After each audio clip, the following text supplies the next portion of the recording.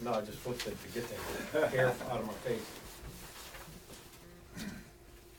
I always like to do a little pause for John before he starts, you know. So, hi, I'm Scott with Michigan Pool News from Aquatic Source, and with Kevin and Andy. And I guess we've been beating this thing to death with the ADA with our clients and stuff, and we're actually all getting pretty burned out about the whole thing. I think. Mm-hmm.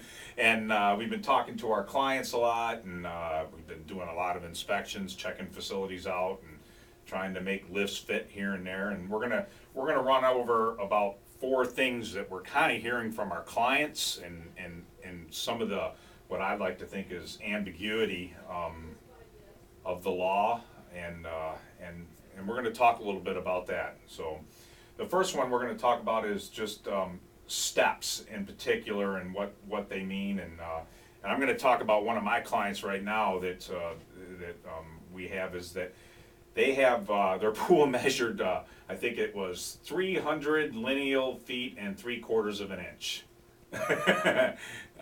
They had us come out and measure it because they'd measured it a couple of times themselves, and I think that anybody that's been paying attention and watching and preparing themselves for the ADA know that once you go over 300 linear feet, there needs to be a secondary means of access, maybe not a primary. Well, this is a pool that doesn't have steps and doesn't have any other access, and the owner has kind of alluded to us that you know, I'm putting one lift in this thing.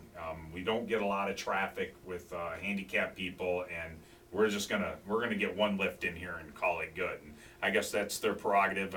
We obviously are gonna make the recommendation that it doesn't meet the code. So, but again, it's part of it. You know, when they're thinking of $7,000-8,000 for a new lift, that's what they're thinking of.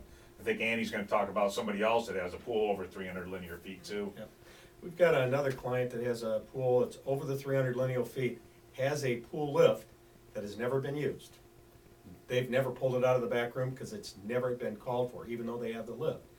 They do have a secondary means of access. In the deep end, it's stairs. So in order to solve their problem, we can add a rail to meet the requirements of the 20 to 24 inches in diameter between the rails, so that would mean meet their second means of access without buying another lift. But they still haven't used the primary one since the pool was built 6 years ago. Yeah, that's not to say that there's not handicapped people out there might show up to use it sometime, but it is, you know, it's an undertaking to add a rail. I mean, it's going to be expensive. And the other interesting thing about that facility is that the steps are, I think there's like 5 treads, and then it goes right into 20 foot of water or 15 foot of water. 15 feet of water, yes. 15 foot of water. So, but still, that meets the compliancy, the recommendations up against it. So, and then Kev's got a couple other facilities that we've been talking about too. The facilities that we've noticed problems with is inconsistent tread and riser heights. You have to, per the ADA requirements, have at least 11 inches of tread and a uniformed riser, whether it be 8s, 10s. And I think that as you're talking about that, you know, from riser to riser, when they talk about it, is actually from the back of one step to the front of the other. Correct. And then the riser height is the height of that riser from the actual lift of your foot. Yeah, and from the height from the top to the top of the next tread. Yes.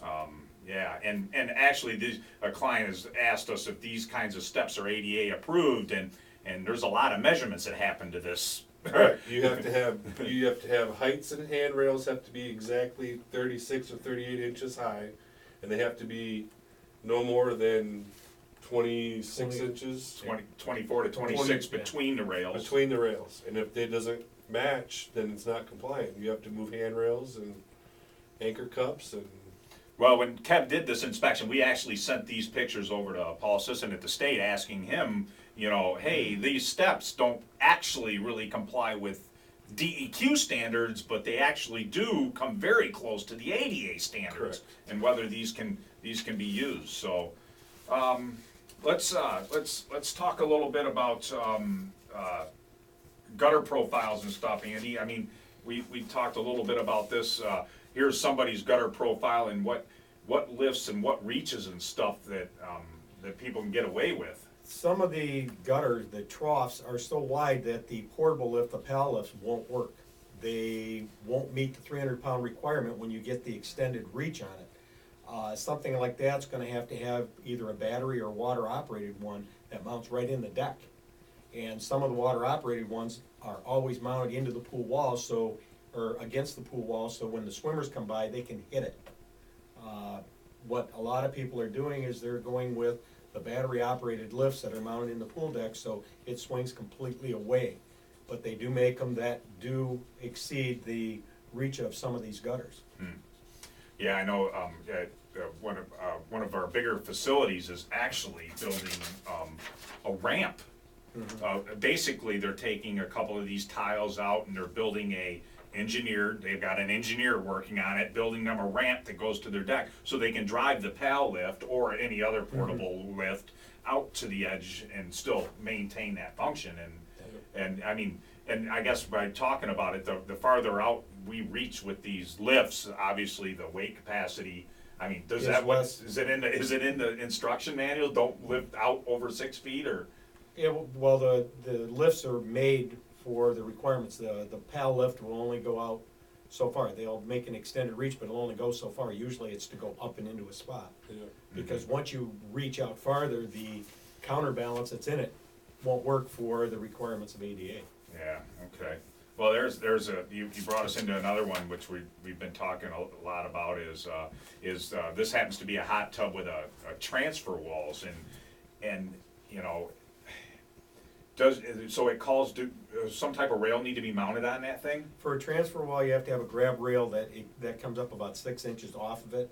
The width of the top beam of the pool has to be at least 12 inches wide, so that they can slide from the chair into the spa.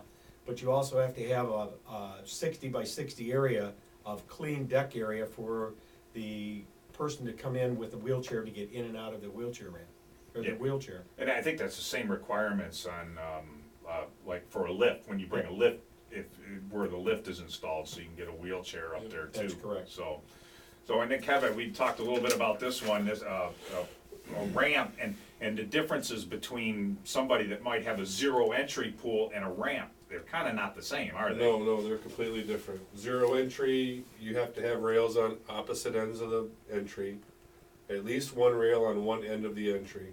And if you have a ramp going into the pool, if it's longer than 30 feet, there must be a stationary landing in the middle. And they're really complicated, and they cannot exceed the 1x12 pitch. And that 1x12 is DEQ standard, is that also Yes. ADA, is it in their, Yes, it is. in the 1 to ADA 12. standards too? Yep. So, And the railing on that is 38 inches wide. Yep. On the 38. handicap ramp, yeah. yeah, I know that when we get closer into the steps, they seem very close together when they call for the 24 inches. I mean, Yes. they look so close together on a lot of them, Yeah. that it really changes it, so. Well, I don't know if we're clearing anything up, and we're definitely talking about the issues that we're even having, trying to help some of our clients out there, and some of the things that our clients are saying about the ADA, and I think everybody's being patient to see what's going on, and, you know, we still have until, I think it's March 15th of 2012, and, the lift companies are obviously calling all the time, trying to find out, you know, well, what do you think of our lift and that lift? And really, we're kind of just trying to say to our clients, you know, we're not really sure which one will fit the best until we check it out real close and do an inspection, and try to give you guys some idea of what will work the best. So, thanks for viewing Michigan Pool News, and I'm sure we'll all talk to you soon. Yep. Cool, thanks, guys. Yay! Another John Callahan done. So, but the battery has lasted a long time in this thing.